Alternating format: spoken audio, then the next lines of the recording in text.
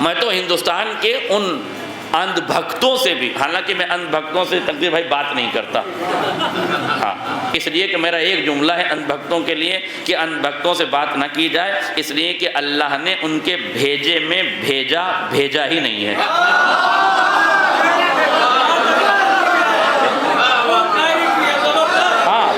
اندھ بھکتوں کے بھیجے میں اللہ نے بھیجا ان سے بات کرنا ہی بیکار ہے۔ ہاں جو عقل مند پڑھے لکھے لوگ ہیں، جو دیش پریمی ہیں، جو دیش واسی ہیں، جو دیش کی عزت کرتے ہیں، جنہیں عزت راس آتی ہیں، وہ کبھی ذلیل کے ہاتھ میں ہاتھ نہیں دیتے۔ قسم خدا کی امام حسین کا یہی جملہ ہے کہ یہ کیسے ممکن ہے کہ حسین جیسا عزت دار یزید جیسے ذلیل کے ہاتھ پہ ہاتھ رکھ کے بیعت کرے۔ تمہارے سامنے دونوں کردار موجود ہیں، ایک وہ رہبر ہے جو ہندوستان کو مشکل حالات میں قرضے میں ڈوبے ہوئے ملک کو 60 کروڑ ڈالر کا قرضہ دیتے ہوئے تیل دے رہا ہے، بینیفٹ کے ساتھ دے رہا ہے، سستے داموں میں دے رہا ہے، تو ایک وہ ہے جو ملک کی محبت میں تمہاری مانوتا کا خیال رکھتے ہوئے تمہیں قرض میں ڈوبنے سے بچانے کے لیے وہ اپنی قربانیاں دے رہا ہے۔ ایک وہ بلاత్కాری ہے جو 100% ٹیرف لگا رہا ہے۔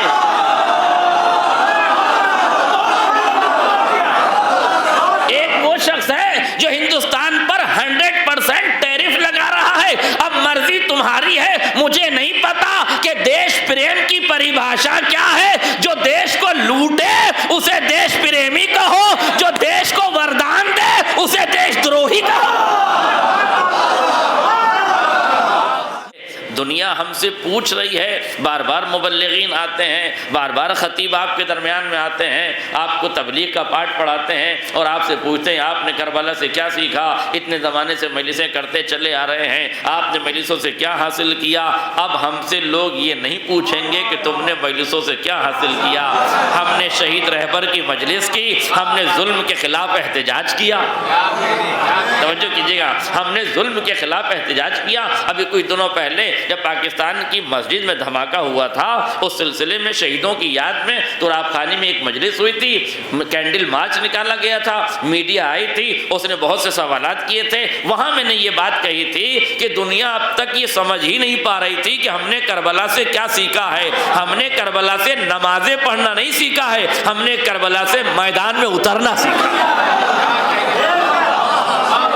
ہمیں کربلا سے نمازیں سیکھنے کی ضرورت نہیں ہے، ہمیں کربلا نے نمازیں پہلے سکھا رکھی ہیں۔ ہمیں کربلا نے ظلم کے خلاف احتجاج کرنا سکھایا ہے، ہمیں کربلا نے ظالم کے چہرے سے نقاب ہٹانا سکھایا ہے، اس لیے ہم احتجاج کر کے سڑکوں پر آ جاتے ہیں۔ اب ان کی مجبوری ہے کہ جنہیں احتجاج سے الرجی ہے،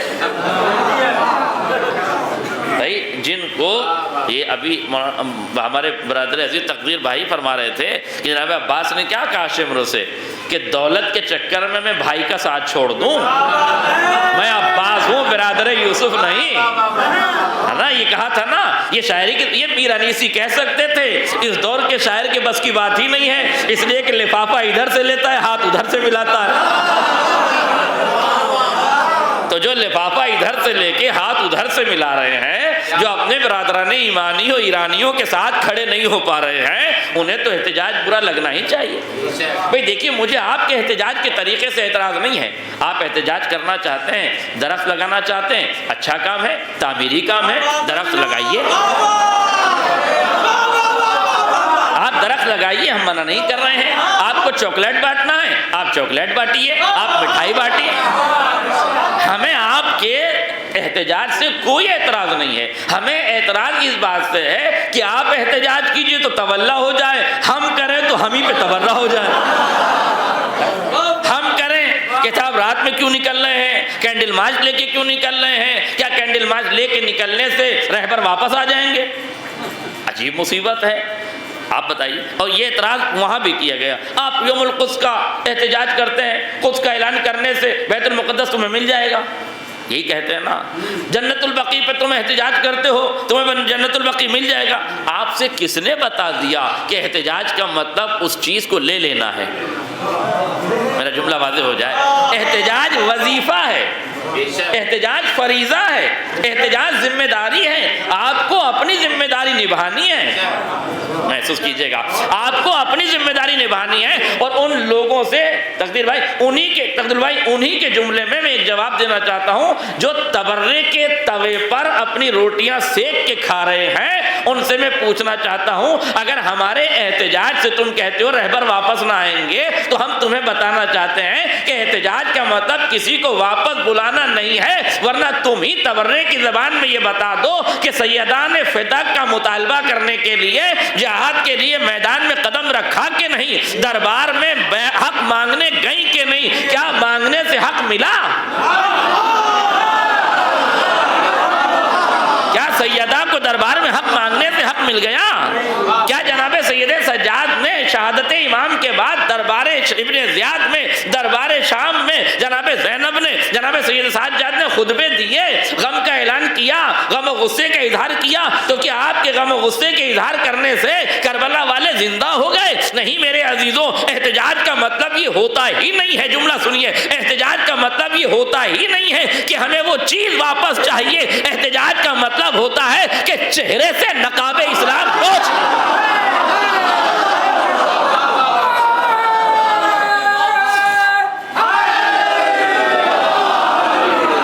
احتجاج کا مطلب ہوتا ہے چہرے سے نقاب ظلم نوچ لی جائے، احتجاج کا مطلب ہوتا ہے ظالم کو رسوا کر دیا جائے، احتجاج کا مطلب ہوتا ہے اپنی زندہ ضمیری کا اعلان کر دیا جائے، احتجاج کا مطلب ہوتا ہے اپنے سوئے ہوئے ضمیر کو بیدار کر دیا جائے۔ ہمیں معلوم ہے کہ تمہیں درخت کیوں لگانے ہیں، ہمیں معلوم ہے کہ تمہیں چاکلیٹ کیوں بانٹنی ہے، اس لیے کہ ہم جانتے ہیں کہ موم بتی لے کے چہرہ دکھانے سے ویزا ملنے میں پریشانیاں ہو جاتی ہیں، موم بتی لے کے چلنے سے ویزا ملنے میں پریشانیاں ہوتی ہے، تو چہرہ چھپانے کی رسم پرانی ہے، اپنے طریقے سے احتجاج کیجئے، ہمیں نہ چھیڑیے، ہمیں نہ چھیڑیے، ہم احتجاج کر رہے ہیں، ہمیں احتجاج کرنے دیجئے، ہم اپنی حکمت سے چل رہے ہیں، ہم اپنے طریقے سے چل رہے ہیں، پورا ہندوستان احتجاج کر رہا ہے، سوائے ان چند لوگوں کے جنہیں احتجاج اچھا نہیں لگ رہا ہے۔ بھئی آپ کس بات کا یہ احتجاج کس کو برا لگ رہا ہے مجھے بتائیے؟ آپ کے دل میں امریکہ کی محبت ہے؟ میں تو ہندوستان کے ان اندھ بھکتوں سے بھی، حالانکہ میں اندھ بھکتوں سے تقدیر بھائی بات نہیں کرتا، ہاں اس لیے کہ میرا ایک جملہ ہے اندھ بھکتوں کے لیے کہ اندھ بھکتوں سے بات نہ کی جائے، اس لیے کہ اللہ نے ان کے بھیجے میں بھیجا ہی نہیں ہے۔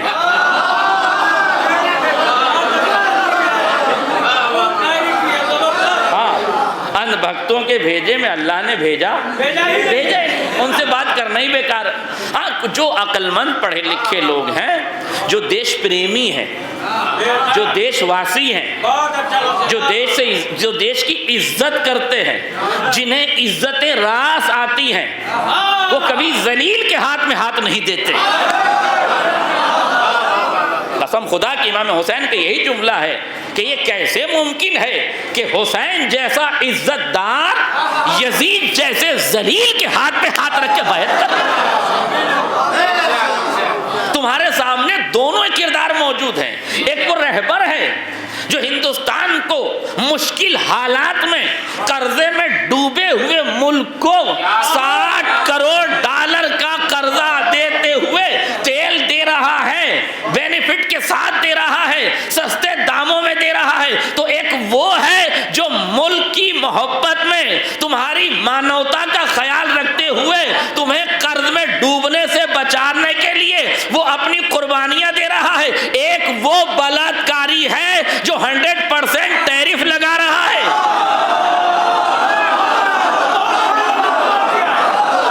ایک وہ شخص ہے جو ہندوستان پر 100% ٹیرف لگا رہا ہے۔ اب مرضی تمہاری ہے، مجھے نہیں پتا کہ دیش پریم کی پریبھاشا کیا ہے۔ جو دیش کو لوٹے اسے دیش پریمی کہو، جو دیش کو وردان دے اسے دیش دروہی کہو۔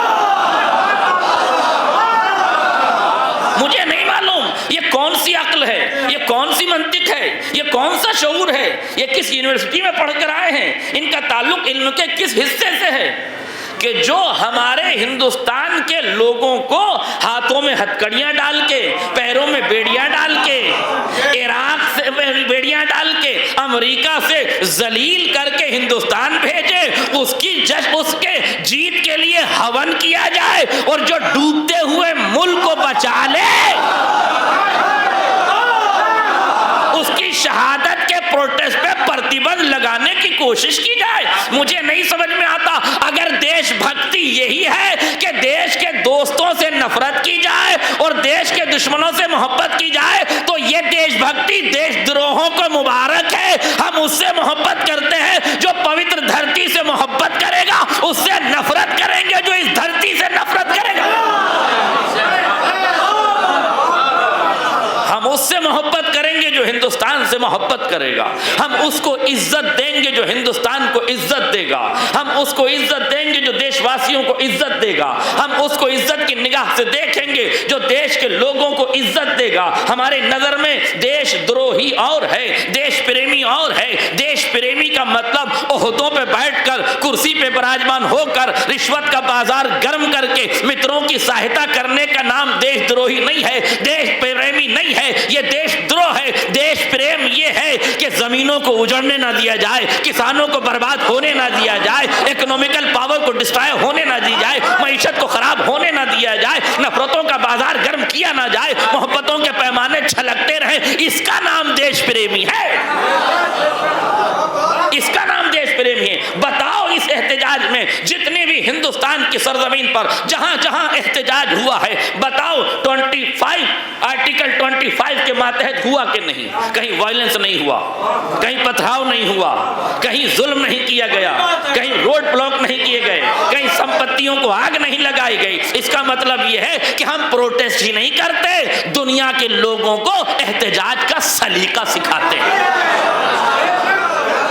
یہ پرامن احتجاج ہمارا ہوتا ہے، پرامن احتجاج ہوتا ہے۔ اس لیے کہ یاد رکھیے گا، دیش کی سمپتیاں جلانے والے دیش دروہی ہوتے ہیں، دیش کی سمپتیوں کی حفاظت کرنے والے دیش دروہی نہیں ہوتے۔ ہمارا صاف صاف اعلان تھا، پہلے بھی تھا، اب بھی ہے، اور قیامت تک یہ اعلان رہے گا۔ امریکہ اور اسرائیل کی چیزیں خریدنا بند کیجیے، یہ برسر ممبر ہم نے کہا ہے۔ اب تو اگر ہم اسرائیل سے کچھ خرید رہے ہیں تو کچھ خرید نہیں رہے ہیں، گویا ہم قاتلوں کے ہاتھ میں قوتیں پردان کر رہے ہیں، وہ قاتل کے ہاتھ میں ہم اکنومیکل پاور دے رہے ہیں۔ اس لیے ہماری ذمہ داری اور وظیفہ یہی ہے، توجہ کیجیے گا، ہماری ذمہ داری یہی ہے کہ ہم امریکہ اور اسرائیل کی کمپنیوں کا سامان نہ خریدیں۔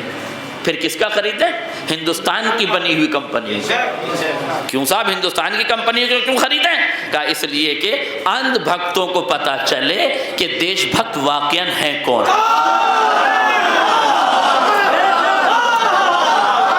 اس دنیا کے دیش بھکتوں کو بتاؤ کہ دیش بھکت کون ہیں، اس ملک کی چیزیں خریدو تاکہ اکنومیکل پاور آگے بڑھے۔ اب تو عقل مندوں کو بتاؤ کہ دیش کو لوٹنے والے اور ہیں، دیش پہ جان لٹانے والے اور ہیں۔ ہمارے ہمیں نہ امتحان دینے کی ضرورت ہے، نہ ہمیں بیان کرنے کی ضرورت ہے۔ ہمارے اخلاص پر ہمارا خدا شاہد ہے، وہی ہمارے لیے کافی بھی ہے۔ ہمیں کسی اور سے کچھ لینے کی ضرورت نہیں ہے، اس لیے کہ ہم نے ظلم کے تلوے کبھی چاٹے ہی نہیں، ہم نے ظلم سے کبھی ہاتھ ملایا ہی نہیں۔ صلوات پڑھیں محمد اور آل محمد۔ کونا للظالم خصما وللمظلوم عونا۔ ہمیشہ یاد رکھیے گا، معصوم نے فرمایا کہ ظالم کے دشمن بن کے رہو اور مظلوم کے مددگار بن کے رہو۔ اسی روش پہ ہم چل رہے ہیں، 1400 سال سے اس روش پہ چل رہے ہیں۔ جتنا نقصان مسند اتحاد پہ جلوہ افروز ہونے کا ہم نے اٹھایا ہے نا، قسم خدا کی کائنات میں کسی مسلک نے نہیں اٹھایا۔ ہم نے علمی نقصان بھی اٹھائے، ہم نے شجاعتی نقصان بھی اٹھائے، ہم نے افراد کے نقصان بھی اٹھائے، ہم نے ہر طریقے کا نقصان اٹھایا، مگر امت مسلمہ کو دوبارہ نہیں ہونے دیا۔ ہم نے پرچم اتحاد کو ہمیشہ بلند رکھا۔ ہم نے، اور ایک جملہ سنیے گا، محسوس کیجیے گا، اہل علم بیٹھے ہوئے ہیں، غور کیجیے گا۔ مولائے کائنات نے سب سے پہلے اس اتحاد کی بنیاد رکھ کے قربانی کا جذبہ اتحاد کے لیے فرمایا۔ آج جو لوگ چینلوں پہ، تو مشکل ہی ہو گئی ہے قبلہ کہ اب جیسے جیسے چینلوں پہ بولنے کا موقع مل جاتا ہے، زبان پہ 9 لگام کا کاریکرم عام ہو جاتا ہے۔ ہاں، جتنے کاریکرم چل رہے ہیں وہ زبان پہ 9 لگام۔ ان کو زبان پر لگام دینے کی ضرورت ہی نہیں۔ ابھی ایک ویڈیو میں دیکھ رہا تھا، مجھے کسی برادر عزیز نے بھیجی، کہنے لگے اسے سنا آپ نے؟ اب سنا کیا؟ اس میں وہ بول رہا تھا کہ لیجئے صاحب 11 رمضان کو آپ نے اتحاد کیا تھا شیعہ سنی بھائی بھائی کا، 19 رمضان کو جب علی کا تابوت نکلا تو وہ سنی بھائی تو تمہارے دکھائی نہیں دی۔ آپ سے کس نے کہہ دیا کہ ہم نے عقیدے میں اتحاد کیا ہے؟ ہم نے عقیدے میں اتحاد کیا ہی نہیں، ہم نے تو سیاست میں اتحاد کیا ہے۔ ہمارا اتحاد عقیدتی اتحاد نہیں ہے، سیاسی اتحاد ہے۔ اس کی وجہ بھی بالکل واضح ہے کہ ہمارا عقیدتی اتحاد ہو بھی نہیں سکتا۔ بھیا جسے ہم پہلا مانتے ہیں یہ پہلا نہیں مانتے، جسے یہ پہلا مانتے ہیں اسے ہم پہلا نہیں مانتے۔ اتحاد ہوگا کیسے بتائیے؟ آپ کا رضی اللہ الگ ہے، ہمارا رضی اللہ الگ ہے۔ آپ کا صدیق الگ ہے، ہمارا صدیق الگ ہے۔ آپ کی صدیقہ الگ ہے، ہمارا ہماری صدیقہ الگ ہے۔ تو جب ہماری صدیقہ الگ، ہمارا صدیق الگ، ہمارا فاروق الگ، ہمارا سب کچھ الگ ہے، تو اتحاد ہم نے کب کہا کہ ہم عقیدے میں اتحاد کریں گے؟ اتحاد عقیدے میں ہو ہی نہیں سکتا۔ ہمارا قبیلہ یقین کا ہے، تمہارا قبیلہ شک کا ہے، تو کبھی شک اور یقین میں اتحاد نہیں ہو سکتا۔ لیکن جو اتحاد ہے وہ دشمن کے خلاف ایک ہونے کا اتحاد ہے، جو اتحاد ہے وہ سیاست کا اتحاد ہے، جو اتحاد ہے وہ مقدسات اسلامی کے تحفظ کا اتحاد ہے، جو اتحاد ہے وہ امت مسلمہ کے ایک پلیٹ فارم پر ہونے کا اتحاد ہے۔ ورنہ جو غدیر میں مولا بتایا گیا ہے اسے تم مانو گے نہیں، ہم چھوڑیں گے نہیں۔ تم مانو گے نہیں، ہم چھوڑیں گے نہیں، تو اس کا مطلب یہ ہے کہ اتحاد ہوگا نہیں۔ بھائی ولایت ہی تو نقطہ ہے جس پر اتحاد ہو سکتا ہے، مگر آپ سے کس نے کہہ دیا کہ ہم نے اتحاد عقیدت میں کیا ہے؟ ہم نے اتحاد سیاست میں کیا، اور اس سیاست کے اتحاد میں بھی قربانیاں تم نے نہیں ہم نے دی۔ انہوں نے کوئی قربانی نہیں دی ہے۔ یہ جملہ محسوس کرنے کے قابل ہے، مولا کائنات بظاہر تکلم کی دہلیز پہ قدم زن ہو کر صرف 4 سال بولے ہیں۔ بھئی یہی تو جملہ آپ نے سنا کہ علی 25 سال خاموش رہے، تو جب علی 25 سال خاموش رہے تو بولے کب؟ کہ 4 سال بولے۔ کہ کب بولے؟ کہ جب کوفے میں حکومت آ گئی تو 36 سے 40 ہجری تک بولے، تو 4 برس بولے تو دیا کیا امت کو، قوم کو دیا کیا؟ کہ 1000 صفحے کی کتاب نہج البلاغہ آپ کے سامنے۔ اب اس سے بڑا کیا اتحاد ہوگا کہ جو علی 4 سال بول کر 1000 صفحے کی نہج البلاغہ دے رہا ہے، اگر وہ اتحاد کے لیے 25 سال خاموش رہ گیا۔ قسم خدا کی یاد رکھیے گا، کمزور کا پیچھے ہٹنا اتحاد نہیں ہے۔ شجاعت کی تلوار ہاتھ میں ہو اور پرچم اتحاد کے لیے خاموش ہو جائے۔ بزدلوں کا پیچھے ہٹنا اتحاد نہیں ہے، بہادروں کا آگے بڑھ کے گلے لگا لینا اتحاد ہے۔ پہاڑوں پہ بھاگنے والے کیا جانے کہ اتحاد کیا ہوتا ہے، مسجد میں شہادت دینے والے جانتے ہیں کہ اتحاد کیا ہوتا ہے۔ اور آج بھی ہم شہادتیں مسجد میں دے رہے ہیں۔ اللہ کا شکر ہے قسم خدا کی کہ ہم جب مارے جاتے ہیں نا تو امام بارگاہوں میں مارے جاتے ہیں، مسجدوں میں جارے جاتے ہیں۔ اللہ کا شکر ہے ہم شراب خانوں میں نہیں مارے جاتے۔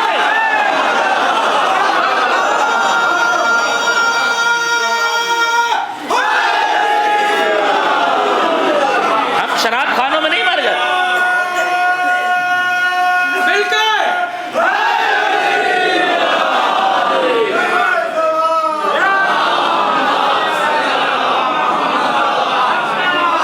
ہم شراب خانوں میں نہیں مارے جاتے، ہم مارے جاتے ہیں تو مسجدوں میں مارے جاتے ہیں، امام بارگاہوں میں مارے جاتے ہیں، اور دنیا کو بتاتے ہیں کہ مسجدوں میں شہید ہونا ہمارا وتیرہ ہے اور مسجدوں میں شہید کرنا تمہارا طریقہ ہے۔ جب بھی مسجد میں بم دھماکہ ہوتا ہے، کوفے کی مسجد کی یاد تازہ ہو جاتی ہے، امت کو پتہ تو چلے آل عمران شہادتیں دیتے ہیں، آل سفیان شہید کرتے ہیں۔ آپ دیکھیے پوری دنیا میں اسلام آباد کی مسجد، میں نے تھوڑا خانی کی مجلس بات کیا تھا برادران کو، نام کیا؟ ملک کا نام خدا داد، جی ملک کا نام خدا داد، شہر یا صوبے کا نام اسلام آباد، جس جگہ دھماکہ ہوا اس کا نام مسجد کا نام خدیجۃ الکبریٰ۔ آپ بتائیے، مسجد کا نام خدیجۃ الکبریٰ، جن پر حملہ ہوا وہ کافر، اچھے کافر ہیں جو نماز پڑھتے ہیں۔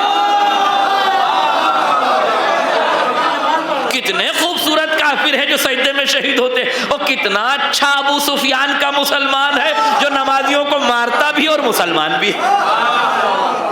بھائی تمہیں کو مبارک ہو وہ اسلام کہ جو سجدے میں قتل بھی کر دو اور مسلمان بھی ہو جاؤ، ہے نا، اور وہ غریب سجدے میں مارا بھی جائے اور کافر بھی ہو جائے۔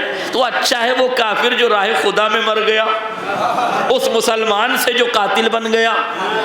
محسوس کر رہے ہیں کہ نہیں؟ اچھا ایک بات میں مان لیتا ہوں، چلیے غور کر لیجیے اس پر بھی، ہم کافر ہیں، آپ کے عقیدے سے ثابت ہو گیا، ٹھیک ہے، ہم مان لیتے ہیں آپ کے عقیدے کی دلیلیں صحیح ہوں گی، اس لیے کہ آپ نے بخار میں لکھی ہوئی بخاری پڑھی ہے،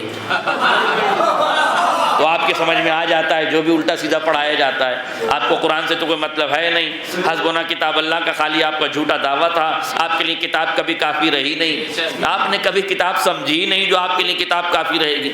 تھوڑا بہت اگر اسی کتاب کو پڑھ لیے ہوتے تو اس میں صاف صاف لکھا ہے یا ایھا الذین آمنوا لا تتخذوا اليہود والنصارى اولیاء، اے صاحبان ایمان کبھی یہود و نصارہ کو اپنا دوست نہ بنانا، اپنا ولی نہ بنانا، یہ لکھا ہے قرآن میں، یہ کوئی حدیث نہیں ہے، یہ کوئی بخاری کا غبار و بخار نہیں ہے بھائی، ہاں یہ حدیث رسول نہیں ہے، یہ حدیث نہیں ہے، یہ آیت قرآنی ہے۔ ہاں بس یہ آپ کہہ سکتے ہو کہ صاحبان ایمان سے ہے، صاحب ہم سے کہاں ہے، یہ ایک گنجائش ہے کہ یا ایھا الذین آمنوا سے مخاطب ہے کہ صاحبان ایمان کبھی یہود و نصارہ کو اپنا دوست نہ بنانا۔ تو اب دیکھنا ہے کہ اس آیت پر عمل کون کر رہا ہے، کون صاحب ایمان ہے، تو یہ دیکھنا کہ کون یہودیت پر حملہ کر رہا ہے، کون یہودیت کو پناہ دے رہا ہے۔ یا ایھا الذین آمنوا، اے صاحبان ایمان، لا تتخذوا اليہود والنصارى اولیاء، اپنے یہود و نصارہ کو اپنا ولی نہ بنانا۔ بعضهم اولیاء بعض، یہ تو ایک دوسرے کے ہمدرد ہیں۔ نہیں سمجھ میں آ رہا تھا دنیا کو کہ ایک دوسرے کے دوست کیسے ہیں؟ نہیں توجہ کیا آپ نے؟ ایک دوسرے کے دوست ہیں، تمہارے دوست نہیں ہیں۔ اب تک قرآن نہیں سمجھے تھے حسبنا اللہ والے، اب ان کی سمجھ میں آ رہا ہوگا کہ جب سعودی کے بیس پر حملہ ہو رہا تھا تو امریکہ اسرائیل کو بچا رہا تھا، سعودیہ کو نہیں بچا رہا۔ اب تو سمجھو کہ یہ آپس میں دوست ہیں، تمہارے دوست نہیں ہیں، نہ تمہیں کل بچا رہے تھے نہ آج۔ تمہیں تو بلی کا بکرا بنایا ہے امریکہ کی دیوی کے سامنے۔ اسے نیوی کر لیجئے تاکہ کسی اور کو برا نہ لگے۔ صلوات پڑھے محمد صلی اللہ علیہ وسلم، ہے نا؟ آپ غور فرمائیے، دیکھیے اسرائیل ہم کو بچانے کے لیے، اور یہ تو میں نہیں کہہ رہا ہوں، اچھا ہوا حسبنا اللہ والوں نے خود یہ کہہ دیا کہ امریکہ ہمیں تو بچا نہیں رہا ہے، اسرائیل کو بچانے کے لیے ہم پر حملہ کر رہا ہے۔ تو احمقوں اب تو سمجھ لو کہ کون کس کا دوست ہے، اب تو قرآن قاعدے سے پڑھ لو، اب تو قرآن سمجھ لو۔ نہیں سمجھو گے تو آگے کی آیت بھی ہے وَمَن يَتَوَلَّهُم مِّنكُمْ فَإِنَّهُ مِنْهُمْ، کہ جو لوگ ان کے ساتھ ہیں پھر آخرت میں بھی انہی کے ساتھ ہوں گے۔ جیسی روح ویسے فرشتے، جیسی معیت ویسا ہی ساتھی، ویسا ہی صحابی۔ اور ولایت کے جو لفظ ہے 4 قسمیں کی ہیں ولایت کی، کہ کون کون سی ولایت تمہیں نہیں کرنا، کہ ولایت نصرت، کبھی ان سے مدد کی امید نہ رکھنا۔ اگر اب تک نہ سمجھ میں آیا ہو تو اب سمجھ میں آ گیا ہوگا، وہ گلف کنٹریز جو مدد کی امید میں بیٹھے تھے وہ مایوسی کی دہلیز پر آ چکے ہیں۔ میرا جملہ واضح ہو جائے، جو مدد کی امید پر بیٹھے تھے وہ یاس یہی مایوسی والا تو ہے، تو وہ یاس میں نہیں ہوئے تھے، آج بھی یاس میں ہیں۔ فرق یہ ہے کہ کل غازی نے تلوار چلائی تھی تو وہ یاس کی کیفیت تھی، آج غازی کے غلام تلوار چلا رہے ہیں تو مایوسی کی کیفیت ہے۔ اور فرمایا کہ نہیں آپ نے، یہ مایوسی کی کیفیت کیوں پیدا ہو گئی؟ یہ اسی لیے تو پیدا ہو گئی۔ اب آج یہ غالباً سعودیہ کے کسی صحافی کا بیان تھا کہ امریکہ جو ہے وہ ہمارا ساتھ نہیں دے رہا ہے، ہمیں نہیں بچا رہا ہے، اسے بچا رہا ہے۔ تو بھیا ناجائز اولاد کو باپ پہلے بچاتا ہے، جن سے کوئی تعلق ہی نہیں ہے انہیں بچانے کا کیا مطلب؟ غلاموں کو تھوڑی بچایا جاتا ہے، منہ لگوں کو بچایا جاتا ہے، اور منہ لگے منہ لگ کے سوچ رہے تھے کہ ہمیں بھی بچا لے گا۔ ایک صلوات پڑھ دے محمد علیہ۔ آج پوری دنیا دنیا کی تصویر حقیقت دنیا کے سامنے آ چکی ہے. لہذا پہلی شرط یہ بتائی کہ نصرت کی امید مت رکھنا. دوسرا ہے جب نصرت نہ کرنا تو محبت بھی نہ کرنا. ہاں یہ آئی لو یو کہنے کے لائق نہیں ہے. کیا بات ہے! یہ جو تم بار بار گودی میں بیٹھ جا رہے ہو آئی لو یو کہہ کہہ کے، یہ بال بلتکاری ہے صاحب. اب دیکھیے یہ جو ہمارے ہندوستان میں وہ اندھ بھگ جن کے بھیجے میں بھیجا نہیں ہے اور وہ ٹرمپ کی جیت کا ہون کر رہے ہیں، ان سے میں دو جملوں میں پوچھ رہا ہوں. ایک طرف ایران ہے جو اسٹین فائل کے پیڑتوں کے لیے، ان کی یاد کے لیے ظالموں پر میزائل داغ رہا. پھر لفظ بدلوں گا. ایک طرف ایران ہے جو بال بلتکاریوں پر، آئے میرا جملہ واضح ہو جائے، جو بال بلتکاریوں پر میزائل ڈال رہا ہے. ایک طرف وہ ہے جو بال بلتکاری ہے. میری سمجھ میں نہیں آتا وہ کون سا دھرم ہے کہ جو بلتکاریوں کے لیے ہون کرتا ہے، نگہبانوں کے لیے بد دعا کرتا ہے. اما یہ تو دھرم بھی قبول نہیں کرے گا، یہ ہون تو وہ بھگوان بھی قبول نہیں کریں گے جو شیطان کے لیے کیا جا رہا ہے. اس لیے کہ ہون اگر بھگوان کے لیے ہے تو پھر شیطان کے لیے نہیں ہو سکتا. مگر مشکل یہ ہے کہ اتیتی دیو بھاؤ کا نعرہ بلند کرنے والے لوگ، یہی تو نعرہ ہے نا اتیتی دیو بھاؤ. تو کیا مطلب ہے اس کا کہ مہمان بھگوان کا روپ ہوتا ہے. تو آئے تو تھے وہ نو سینک اور یودھا تمہاری پوتر دھرتی پر، وہ پورا جہاز لے کر آئے تھے نا، تمہارے مہمان تھے. اتیتی دیو بھو کو قانون کے مطابق وہ بھگوان کا روپ تھے. اب مجھے بتاؤ کیا کیا جائے ان لوگوں کا اور کیسے ہم اعتبار کر لیں؟ اما جو بھگوان کے روپ کے ساتھ غداری کرے وہ انسان کے روپ کے ساتھ کیا کرے گا؟ بتاؤ پڑھے لکھے لوگوں کو، عقل مندوں کو بتاؤ. بھگتوں سے بات نہیں کرتا بھائی، بھیجا نہیں ان کے بھیجے میں اللہ نے بھیجا. ان سے بات کرنا بیکار ہے. عقل مندوں سے بات کرو، پڑھے لکھے لوگوں سے بات کرو. اور وہ پڑھا لکھا جو یونیورسٹی سے پڑھ کر آیا ہو، واٹس ایپ کی یونیورسٹی سے نہیں. ورنہ گودی میڈیا کے کتنے غدار ہیں جن کی کوئی ڈگری نہیں ہے مگر وہ ڈگری ہولڈر بن کے بیٹھے ہوئے ہیں. تو جاہلوں سے بات نہیں کرتے ہم پڑھے لکھوں سے بات کرتے ہیں. تو ان کو بتاؤ بھائی کہ یہ جو مہمان آپ کی پوتر دھرتی پر آئے تھے، ان کی لوکیشن کس غدار نے شیئر کر دی؟ انہیں مارنے کا ادھیکار کس نے دے دیا؟ انہیں کیوں مروایا گیا؟ انہیں کیوں قتل عام کروایا گیا؟ آپ بتائیے. 160 بچیاں، یہ تو پوری دنیا نے دیکھا کہ پھول جیسی بچیوں پر حملہ کیا گیا. یہ تو پوری دنیا نے دیکھا. اب بھی اگر دنیا کے سمجھ میں نہیں آ رہا ہے کہ بال بلتکاری کون ہے، دیکھیے بھائی جن کے ساتھ برا کیا جا سکتا تھا انہیں بلا کے برا کیا. جو استقامت کی منزل پہ قدم زن تھے، جنہیں پایا نہیں جا سکتا تھا، انہیں بم گرا کے کیا. تو نظریہ تو واضح ہے، جو قریب ہوتا ہے اس پر بھی ظلم کرتے ہو، جو دور ہوتا ہے اس پر بھی ظلم کرتے ہو. اس ظلم پہ خاموشی کسی صاحب اولاد کو جائز نہیں ٹھہراتا. قسم خدا کی کوئی صاحب اولاد اس ظلم پر خاموش نہیں رہ سکتا. کوئی صاحب اولاد اگر اسٹیفن فائل کے غداروں کو، بلتکاریوں کو، زناکاروں کو، بدکاروں کو، بدکرداروں کو، بچیوں کا گوشت نوچنے والوں کو، بچیوں کا لہو پینے والوں پر، چھوٹے چھوٹے بچوں کے سروں سے وہ خون کا رشتہ ہوا قطرہ پینے والوں پر، جو اپنی طاقت کی نمائندگی کائنات پہ دکھانا چاہتے ہیں، جو غریبوں کو ختم کرنا چاہتے ہیں، ایسے غداروں کے ساتھ دینے کا مطلب کیا ہے؟ آپ خود سمجھ سکتے ہیں کہ ایسے بلتکاریوں کا ساتھ دینے کا مطلب یہی ہے آپ اس دو راہے پر کھڑے ہیں جہاں آپ کا امتحان ہوگا. مالک کی بارگاہ میں پوچھا جائے گا کہ تم بلتکاریوں کے ساتھ ہو یا نیک کرداروں کے ساتھ ہو. تم سے پوچھا جائے گا کہ نیک کرداروں کے ساتھ ہو یا بلتکاریوں کے ساتھ ہو. میرے جو یاد رکھیے گا، جس کے پیٹ میں اولاد ہے، جس کے دامن میں اولاد ہے، جو اپنی اولاد کا چہرہ دیکھتا ہے، اسے اولاد کی محبت کے درد کا احساس ہوتا ہے. جب کوئی بچہ مارا جاتا ہے تو وہ شکر تو کر سکتا ہے کہ اللہ کا شکر ہے کہ میرا بچہ میرے پاس ہے، مگر اس کو یہ احساس تو ہوتا ہے نا کہ ٹھیک ہے بچہ کسی کا بھی ہے مگر ظلم تو ہے کہ نہیں۔ یاد رکھیے گا جس کے پاس اولاد ہوگی وہ بال بلاత్కాریوں سے نفرت کرے گا، اما جس کے اپنے پیٹ میں اولاد نہ ہو ان بے اولادوں کو کیا معلوم کہ اولاد کا درد کیا ہوتا ہے، ان نفرتی چنٹوؤں کو کیا معلوم کہ محبت کا معیار کیا ہوتا ہے، ان بے عقلوں کو کیا معلوم کہ میزان عقل کسے کہتے ہیں، جاہل کو کیا پتا کہ میزان علم کسے کہتے ہیں۔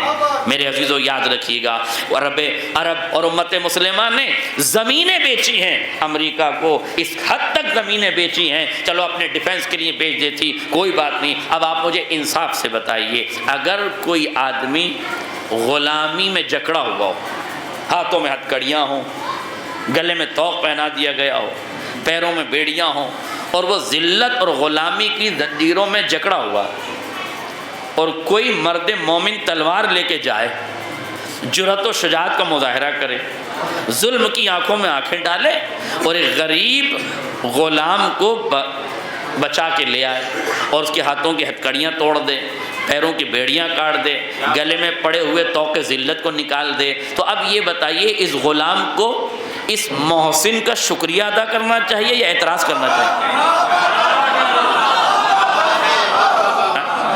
اسے شکریہ ادا کرنا چاہیے یا اعتراض کرنا چاہیے؟ بھائی تمہاری دھرتی پر امریکہ کے راڈار لگے ہوئے ہیں، امریکہ کی فوجیں لگی ہوئی ہیں، امریکہ کا اسلحہ لگا ہوا ہے، زمین تمہاری قبضہ دوسرے کا، تو تمہارے ہاتھوں میں ہتھکڑیاں تھی کہ نہیں، تمہارے پیروں میں بیڑیاں تھی کہ نہیں، تمہارے گلے میں ذلت کا طوق تھا کہ نہیں؟ اب اگر میزائل یہاں آ کے برباد کر رہے ہیں تو تمہیں ان میزائلوں کا شکریہ ادا کرنا چاہیے،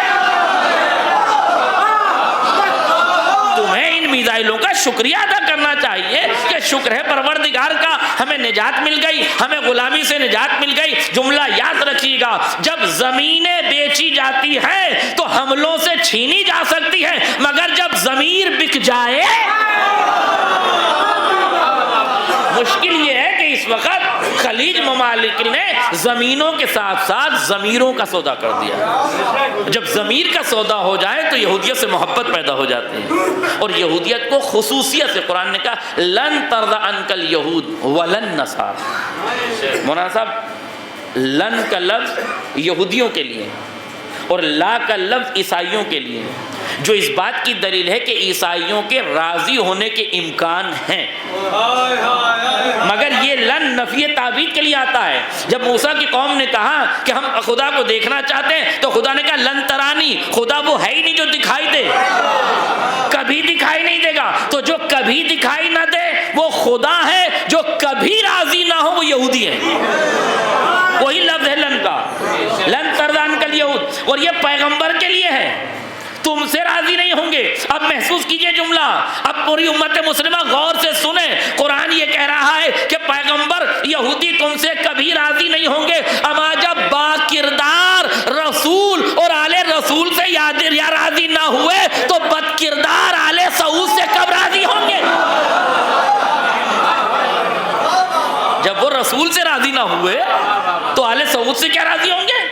یہ آل سعود کو آیت ہی نہیں سمجھ میں آ رہی ہے، پھر بھی حسبنا کتاب اللہ کا دعویٰ ہے۔ تو رٹنے سے قرآن کا کوئی تعلق نہیں ہے، سمجھنے سے قرآن کا تعلق ہے۔ پورے رمضان یہ دوڑ لگاتے رہو کہ کتنے قرآن پڑھ لیے، قرآن کتنے نہیں پڑھے جاتے، قرآن میں کیا ہے یہ پڑھا جاتا ہے۔ اور جس دن امت مسلمہ کا یہ شعور بیدار ہو گیا نا کہ قرآن میں کیا ہے اور قرآن میں کیا لکھا ہے، میں یہ نہیں کہتا کہ تم شیعہ ہو جاؤ، اما تم صرف قرآن والے ہو جاؤ۔ شیعہ ہونا تو تمہارے مقدر میں ہے ہی نہیں، اگر قرآن والے بھی ہو جاؤ تو تھوڑے تھوڑے جہنم سے بچنے کے آثار پیدا ہو جائیں گے۔ صلوات پڑھے محمد اور آل محمد۔ تو ولایت کے لیے منع کیا کہ نہ تمہارے اندر نصرت کی ولایت ہوگی، نہ تم مدد کرنا نہ مدد کی امید رکھنا، نہ مدد کرنا نہ مدد کی امید رکھنا، نہ محبت کرنا اب ایسی محبت نہ امڈے کہ جوان جوان لڑکیوں کو ننگے سر ان کی راہوں میں بچھا دو۔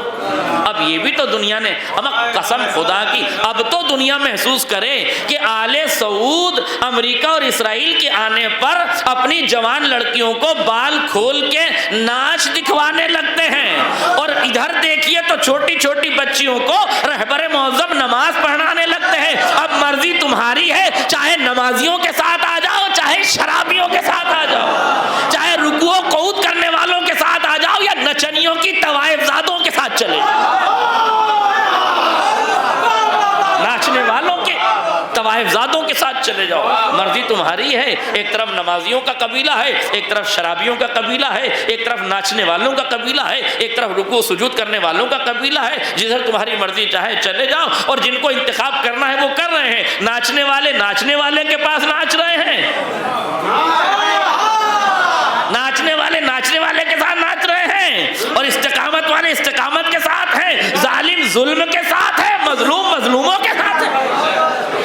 اس میں کہنے والی کوئی بات نہیں ہے۔ لہذا منع کیا گیا کہ یہودیوں سے محبت نہ رکھنا، یہ محبت کے قابل نہیں ہے، ان کی نصرت نہ کرنا، نہ ان سے نصرت کی امیدوار ہونا، یہ نصرت کے بھی لائق نہیں ہے۔ پھر فرمایا گیا اسی ولایت کے ضمن میں مفسرین نے لکھا کہ ان سے وراثتی تعلقات بھی نہ رکھنا۔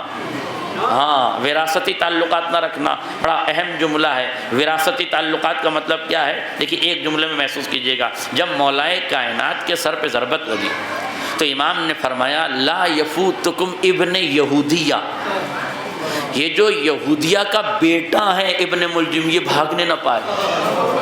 یہ یہودیہ کا بیٹا نہیں تھا، اس نے یہودی ماں کا دودھ پیا تھا، تو وراثت کے جراثیم یہودیت کی شکل میں جب منتقل ہوتے ہیں تو ابن ملجم بنتا ہے۔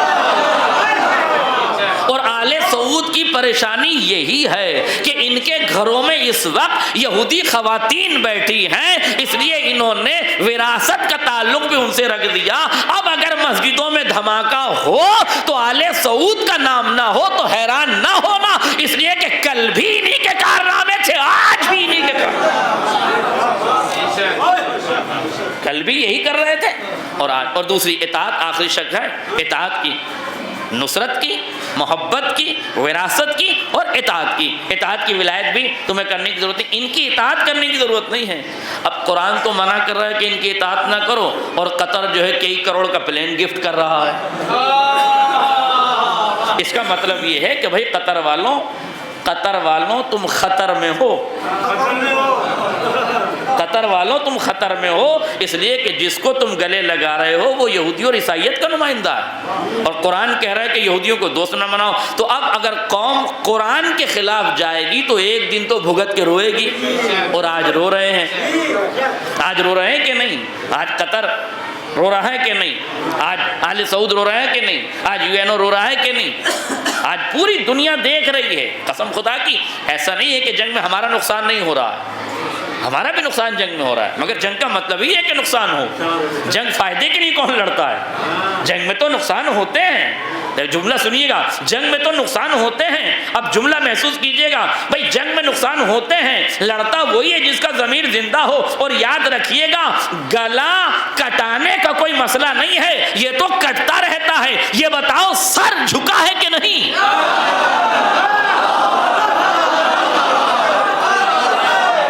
گلوں کا کیا ہے؟ گلے تو کٹتے رہتے ہیں، بات تو سر کی ہے، سر نہیں جھکنا چاہیے۔ اگر سر نہیں جھکتا تو سانسد بھی کھڑے ہو کے اعلان کرتا ہے کہ اس سر جھکے ہوئے سر کو نہیں سلام کیا جاتا، اس بلند سر کو سلام کیا جاتا ہے جو سویبھان کے لیے جیتا ہے، جو اپنے شان کے لیے جیتا ہے۔ اسی لیے رہبر نے کہا تھا یا ابا عبداللہ انی سلم لمن سالمکم وحرب لمن حاربکم، مولا میں اس سے صلح کروں گا جس سے آپ نے صلح کی ہے، اس سے جنگ کروں گا جس سے آپ نے جنگ کی ہے۔ اقول ما قال الحسین ابن علی، میں وہی کہتا ہوں جو میرے مولا حسین ابن علی نے کہا، مثلی لا یبایع مثلک، مجھ جیسا تو جیسے کی بیعت نہیں کرے گا۔ یہ رہبر کے دہن سے نکلے ہوئے جملے ہیں، یہی تو کربلا کی زندگی کی علامت ہے کہ 1400 سال پہلے جو امام نے کہا تھا وہی بات 1400 سال کے بعد کوئی غلام کہہ رہا ہے۔ اب اگر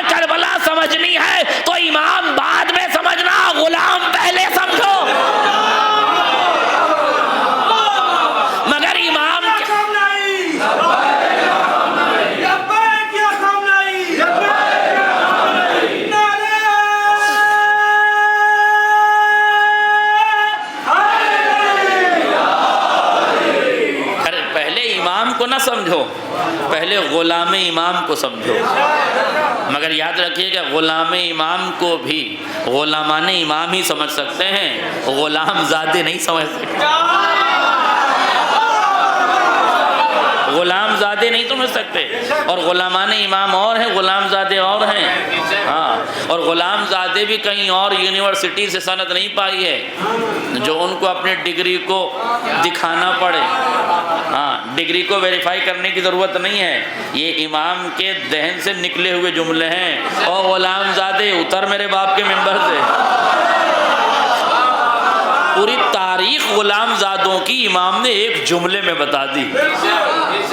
اور کمال یہ ہے کہ غلام زادہ اپنے باپ کے پاس گیا اور جا کے کہتا ہے کہ مولا مجھے بابا مجھے رسول کے بیٹے نے غلام زادہ کہا۔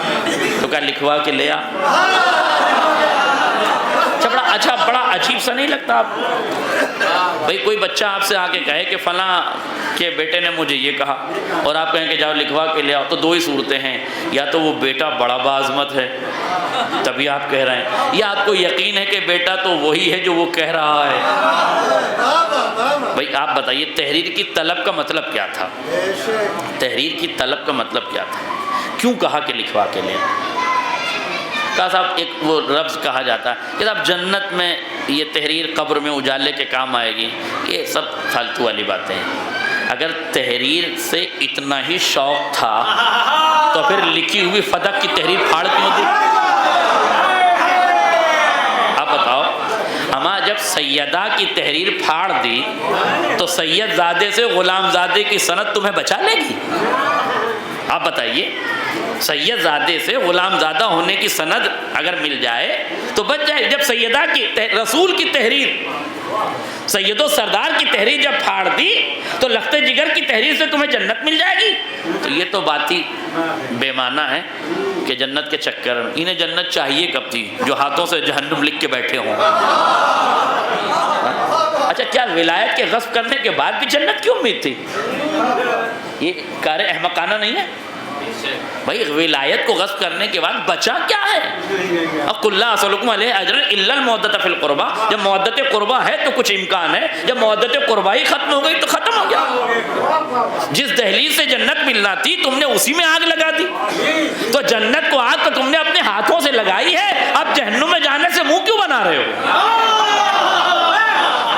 آج میرا جملہ واضح ہو جائے۔ لہذا کہا گیا صاحب لکھوا کے لے آؤ۔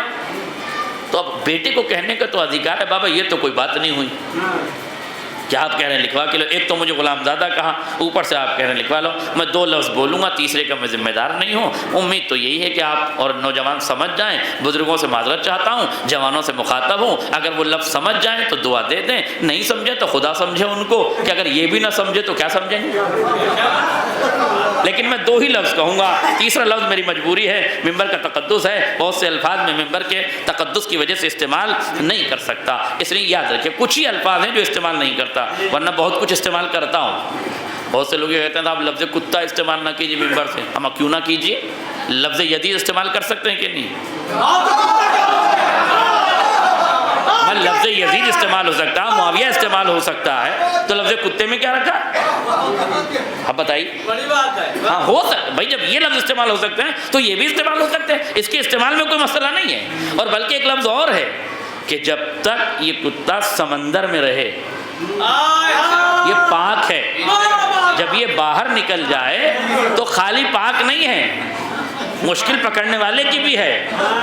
جو لوگ یزید کو رضی اللہ کہتے ہیں ان سے میں یہی جملہ کہتا ہوں کہ رضی اللہ کہنے کے بعد تمہاری مشکل اور بڑھ جاتی ہے۔ مشکل یہ بڑھتی ہے کہ کتا جب تک سمندر میں رہتا ہے تب تک تو وہ پاک رہتا ہے، لیکن جب سمندر سے نکالا جاتا ہے تو پکڑنے والا بھی پاک نہیں رہتا، اس کے جھٹکے کے چھینٹے جب دامن پہ پڑتے ہیں تو وہ بھی نجس ہوتا ہے۔ یزید کے رضی اللہ کہنے سے اللہ تو راضی نہیں ہوگا، تمہارے رضی اللہ کہنے سے تم بھی لعنت اللہ ہو جاؤ گے، تمہارے کہنے سے تم بھی لعنت اللہ ہو جاؤ گے. اس لیے یاد رکھیے گا. تو جو لفظ میں نہیں استعمال کرتا ہوں وہ آپ سمجھ جائیے. اس لیے لفظ نہیں استعمال کروں گا, دو لفظ استعمال کروں گا. شاید باپ نے بیٹے سے کہا ہو کہ میں لکھوا لاؤ. جب بیٹے نے اصرار کیا کہ کیوں لکھوا کے لاؤں, یہ تو کوئی بات نہیں ہوئی کہ ایک تو رسول کے بیٹے نے برسر عام ممبر پر عوام کے سامنے مجھے غلام زادہ کہا, پھر میں لکھوا کے لاؤں. کہا بیٹا اب لکھوا لاؤ, مجبوری یہ ہے کہ امام زادہ تو ہے نہیں.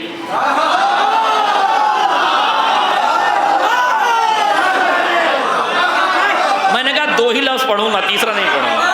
حالانکہ میں اتنا تبرہ نہیں پڑھتا, یہ آپ کی محبت ہے جو میں پڑھ رہا ہوں. غلام زادہ تو ہے نہیں, امام زادہ تجھے غلام. ایک سلوات پڑھے محمد علیہ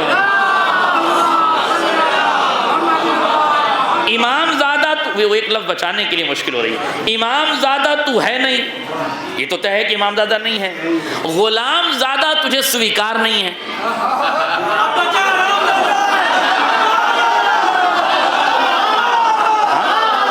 امام زادہ تو ہے نہیں, غلام زادہ تو نے قبول نہیں کیا, تو قبل اس کے کہ نمازی تجھے تیسرا زادہ سمجھے, کم سے کم لکھوا تو لا. حسین کی تحریر نہ ہوگی, ہمیں شجروں کا بھرم رہ جائے.